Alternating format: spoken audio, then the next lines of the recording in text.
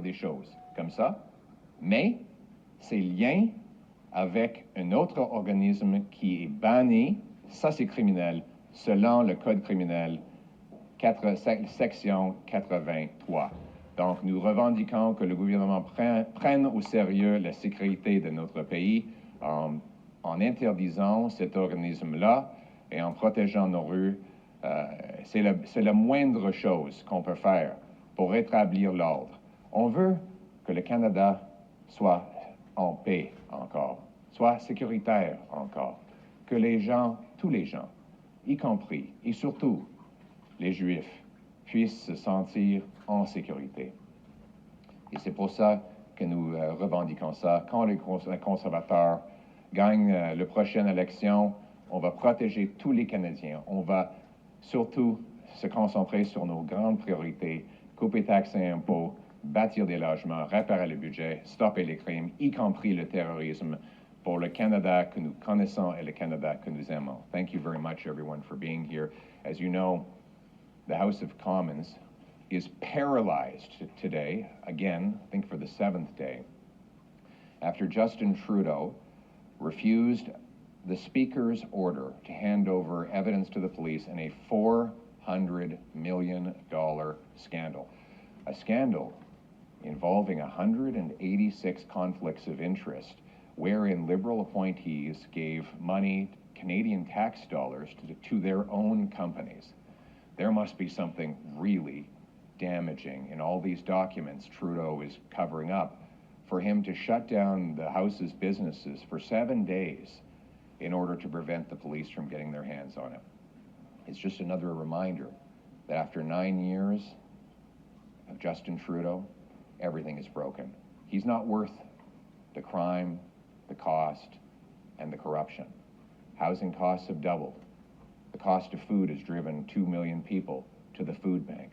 Our economy is the fastest shrinking in the G7. Can't even get a permit to build right now, the average American makes 50% more than the average Canadian. The worst gap between our two countries in Canadian history. Food price inflation has been 36% higher in Canada than in the U.S., something that the food professor Sylvain Charlevoix attributes directly to the carbon tax, which, and they're the worst, the news gets even worse.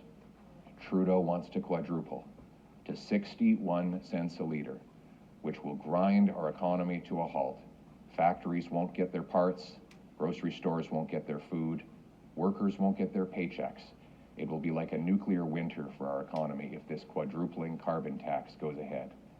And that's why common sense conservatives will axe the tax, build the homes, fix the budget, and stop the crime after the carbon tax election.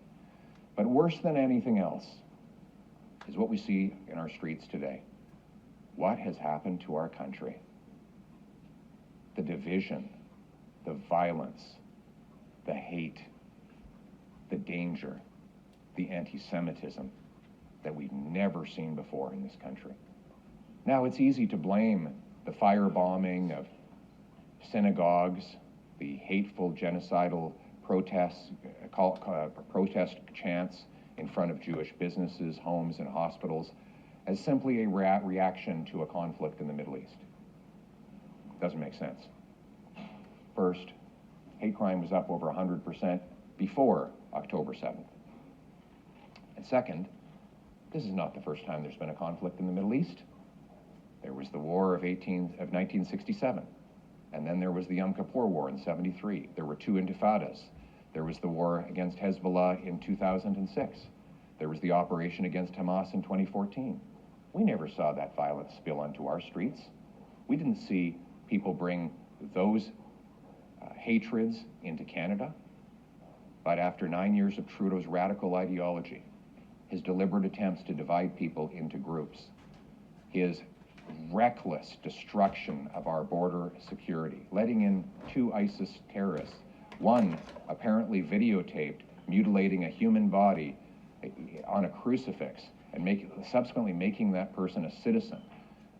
These kinds of reckless policies and the actions of this government, the refusal to condemn these remarks. Just yesterday, the Minister of Foreign Affairs did something unbelievable on the floor of the House of Commons. I read the genocidal comments that have been made by these radical mobs.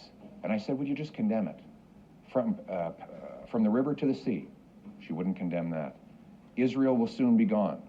She wouldn't condemn that. There's only one solution, intifada, revolution. She wouldn't condemn that. She wouldn't even affirm Israel's right to retaliate against other countries attacking it. She should apologize. A foreign affairs minister in Canada should find it very easy to condemn those kinds of remarks, but she didn't because she's pandering politically, which is what Justin Trudeau has been doing for the last 9 years.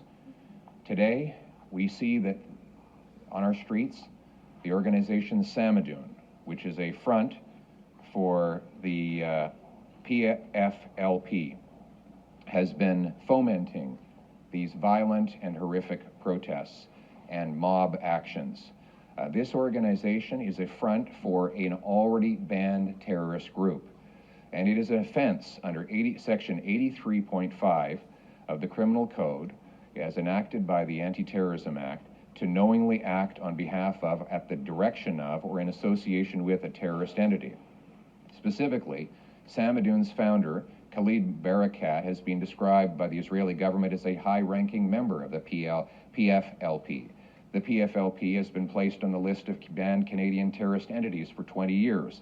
In 2021, the Israeli Ministry of National Defense designated Samadoun as an organization that is a subsidiary of the PFLP. Germany banned the Samadoun, saying that it served as an international network which disseminates anti-Israel and anti-Jewish propaganda and supported and glorified various foreign terrorist organizations, including Hamas.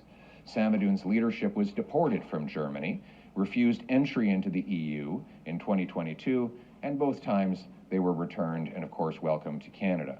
In 2019, PayPal, DonorBox, and Plaid shut out online donations to Samadoun due to its alleged links to the PFLP, following an incident in June where the PFLP issued an official statement of gratitude to Samadoun for its support of its prisoners. And Samadoun's Canadian leader, Charlotte Cates, has traveled to Iran and appeared on state TV, where she described Hamas's actions of October 7th as brave and heroic. Her organization has gone on to make numerous glorifications of October the 7th, specifically saying, this was what she said, her group said yesterday, long live October 7th.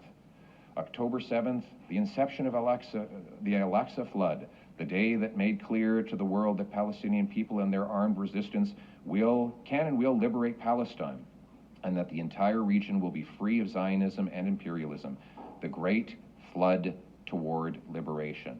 On October 7, 2023, Mohammed Deif, commander of the Al-Qassam brigades and the Palestinian resistance, said, "Today, the people reclaim their revolution, correct their path, and return to the march, and return to the march of return."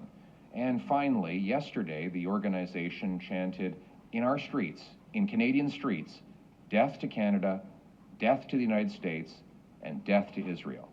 So this is a terrorist organization. Common sense conservatives are calling for the government under Section 83.03 of the Criminal Code to ban Samadoun now. And let's bring home safety and security and peace to our streets. Let's unify our people. Let's end the crime by locking up the dangerous repeat offenders. Let's secure our borders. Let's keep terrorists out of our country. And let's stand up for what's right once again. Stand with our allies against terrorism and for decency. Let's bring home the country that we knew and still love. Thank you. À propos des demandes de documents que vous avez préparées en Chambre, même les gens de la GRC disent on n'en a pas besoin. Est-ce que ça ne serait pas le moment d'envoyer tout ça à PROC? C'est pas clair ce que vous dites. Moi, je crois que si le GRC n'en a pas besoin, ils peuvent l'ignorer. On dit que simplement les policiers devraient les avoir, et c'est le GRC qui peut, à ce moment, décider si oui ou non ils vont utiliser ces documents-là. Mais il n'y a aucune raison pour laquelle le gouvernement ne fournira pas les documents à la GRC dans une enquête. Si Justin Trudeau n'a rien à cacher, dans cet scandale de 400 millions de dollars où la vérificatrice générale a trouvé 184 incidents de conflit d'intérêts. Donc, le gouvernement devrait simplement fournir les documents. Quelle est votre position sur le discours haineux? Vous savez que certains propos, vous avez dit, peut-être bénéficient de l'exception religieuse dans le discours haineux. Le Bloc québécois a fait un projet de loi là, pour enlever ça, pour que des discours antisémites ne pourraient pas tomber dans l'exception religieuse de la loi, du code criminel. Notre lecture dit que les propos haineux qui font appel à la violence n'ont pas accès à l'exception dont vous parlez. Donc, ma lecture, je ne suis pas évidemment un avocat, mais ma lecture, c'est que les policiers devraient arrêter ceux et celles qui font appel à la violence, même si ces personnes-là utilisent la religion comme étant leur défense. Et à ce que je comprenne, la loi actuelle permet aux policiers de la faire. Donc, c'est ça que je dis. Les policiers et les couronnes provinciaux devraient porter des allégations formelles. Yesterday you said that you endorsed Israel proactively defending itself by hitting Iran's nuclear sites, which is something that President Joe Biden does not endorse. Do you not feel like this could lead to a likelihood of an all-out conventional war between Iran and Israel? And do you not agree with Joe Biden and his assessment?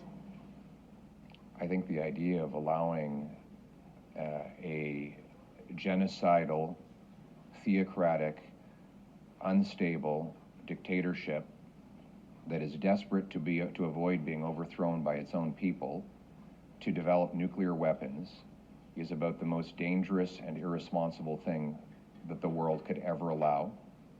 And if Israel were to stop that genocidal, theocratic, unstable government from acquiring nuclear weapons, it would be a gift by the Jewish state to humanity. Earlier today, Chrystia Freeland said that she'd be willing to work with the Conservatives to pass any legislation referencing back during COVID where the two parties work together. Are there any priorities which you actually share with the Liberals where you could see the two parties working together to pass something? What do you think? You seen anything good they're doing lately? By the way, I was very rude. I have an incredible team here. I want to point them out here. We have Don Stewart, who's been fighting against the crime, fighting to defend the Jewish community against anti-Semitism, a great businessman who understands how we can fix the budget. We have Raquel Dancho, who has been fighting for safe streets as our lead on matters of public safety, and a great voice for Manitoba. We have our great heroine and deputy leader, Melissa Landsman, who, in addition to doing a terrific job in all of her roles, she helped this guy put his kippah on properly so it didn't fall off yesterday. So thank you for that. And she is leading the charge on literally every single file. And then we have, of course, Marty Morantz, a member of Parliament and Associate Finance Shadow Minister, who was the very first. I know all of you have been giving me credit for pointing out inflation would follow money printing. It was actually Marty Morantz. So please give Marty a round of applause, everybody. Well, you're asking me on, look, what is their policy? They've doubled the debt, they've doubled housing costs, they've given us the worst inflation in 40 years.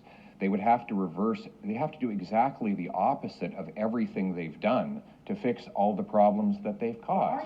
What I'm saying is, let's axe the carbon tax to bring down gas, heat, and groceries rather than quadrupling the tax to 61 cents a liter. I would work with her on axing the carbon tax.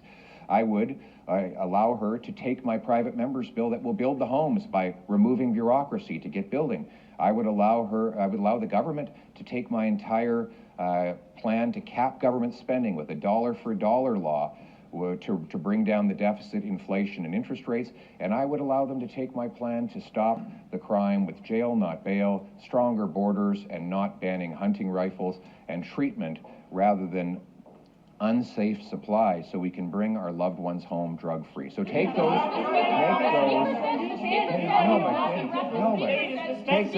So why not just agree? No, but I'm just finishing the question. If you take those ideas, axe the tax, build the homes, fix the budget, and stop the crime, to Chrystia Freeland, let me know what she says. You can't do any of that until this current debate is dispensed with. So why not just agree to send it to the committee like the Speaker has suggested? The RCMP says it already has some of these documents. Why continue to buy the government more time with keeping the House of Commons in stasis? You can't bring up your confidence motions. It's been months now since the Auditor General revealed a $400 million spending scandal involving 186 incidences of conflict of interest where Liberal appointees gave tax dollars to their own companies. $400 million is a lot of money for the single moms who can't afford groceries, the seniors who can't afford rent. We're not just going to let $400 million of corruption be swept under the rug so Justin Trudeau can get on with his day. So we say, let's end this now. Let's get Parliament back to work by handing over the documents to the police so we can bring home the